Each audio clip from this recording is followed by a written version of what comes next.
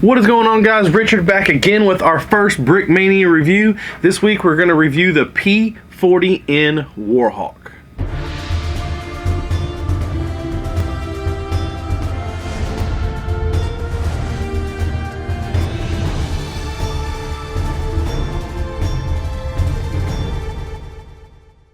Now, I would like to start off by saying that Brickmania does not supply me with anything. I've went to their website, bought the instructions, bought the stickers. You will be responsible for getting all the parts. They does not come with any parts.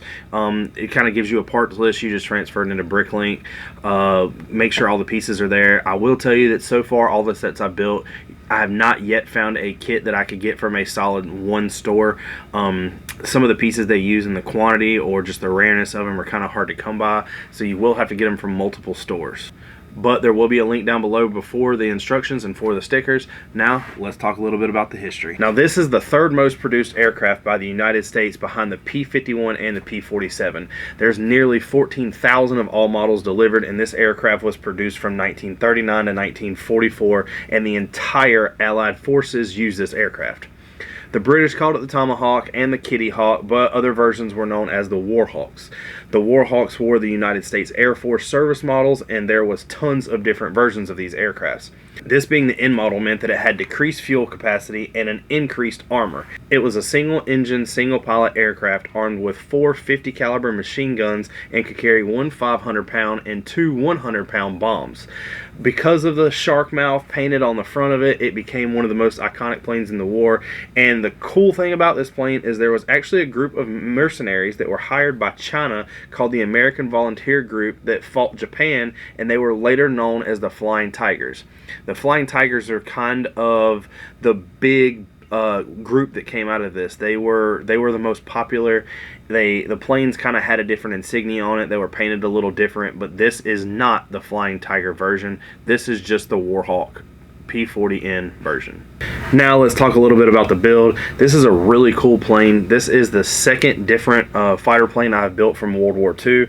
I've also built the Stuka, which a review will come later of it. I really like the sleek design of this aircraft. It will always stick out to me. Just the iconic shape of the fighter plane. And this build includes some really cool features like the droid arms to make up the cockpit. The way that it's kind of laid out, it does use some bars and some hooks to kind of create the angle of it. You simply just kind of take one of these tiles on the side and pull it off, and this whole cockpit will slide up so you can fit a minifig inside of it. You can see down into here that there is a printed tile. There is a lever to kind of show some cockpit details. And it's just a really clean, sleek look. One of the things I absolutely love about this Lego model is that you could take these legs and turn them and fold them inside, and the landing gear will actually disappear into the wings and have that design and that look that you see in movies and stuff like that. The real flat wing design that just kind of goes straight across. The landing gear is tucked in and makes it look really cool.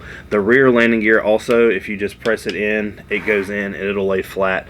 This would look really cool if you displayed it kind of in, put some clear pieces underneath it and stood it up.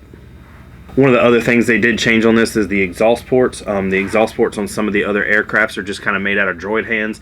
These are used with thumpers because if you look at the plane in real life, it has a much fatter exhaust port on it. The header is kind of almost like a weird oval looking shape.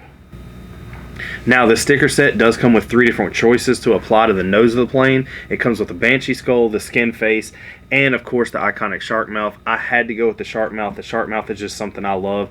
They could have 50 different aircrafts. As long as the shark mouth is an option, I'm going to put the shark mouth on there. One of the other things it does is it does give you the option to go with the red part of the nose or a white part. I chose the red. I just think it makes it look a little darker and doesn't stick out as much as the white would. The stars and bars are applied to both sides, the top wing and down here on the bottom wing. And this set requires no Brickmania or Brick Arms pieces other than the sticker pack.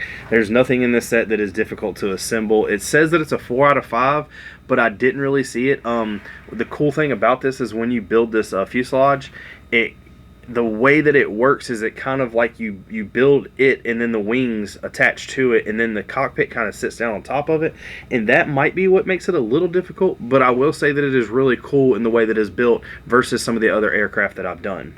And of course, this being a Brickmania kit, all the tiles and the curved slopes and everything just give this thing a really like sleek, like, I mean, it's just like a perfectly smooth design. I know you're not going to ever get it absolutely perfect because it is Lego, but this thing, I believe that this is my favorite World War II fighter plane I've put together so far.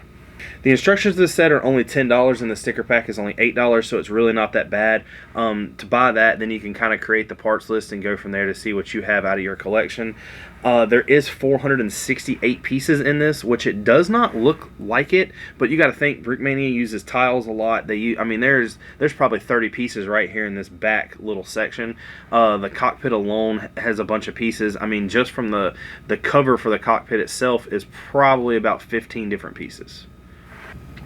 I will say overall that this plane is a really fun build. I had no problems with it. There's nothing that was really extremely hard in it.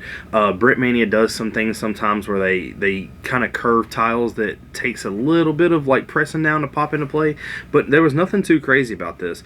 The P-40 Warhawk is actually one of my favorite World War II fighter planes.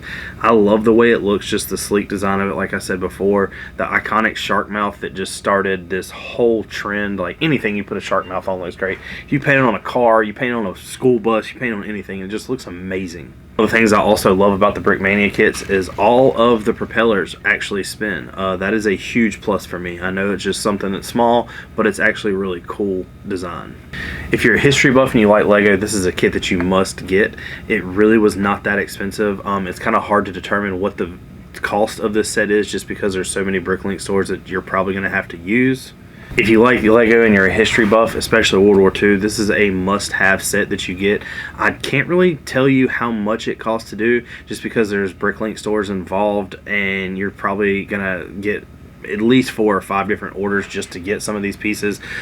The 6x6 tiles up top are kind of unique to find. Not a lot of people have those.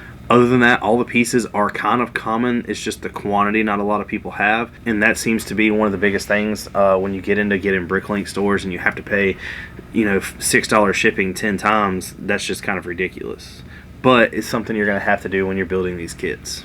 Now, don't forget, if you like this video, smash the like button. If you like what you see, comment down below. Tell me what you think. Tell me if this is your favorite plane, or tell me what plane that I should buy, build, and review. I will be trying to get a hold of one of the Flying Tigers versions of this. I really want one.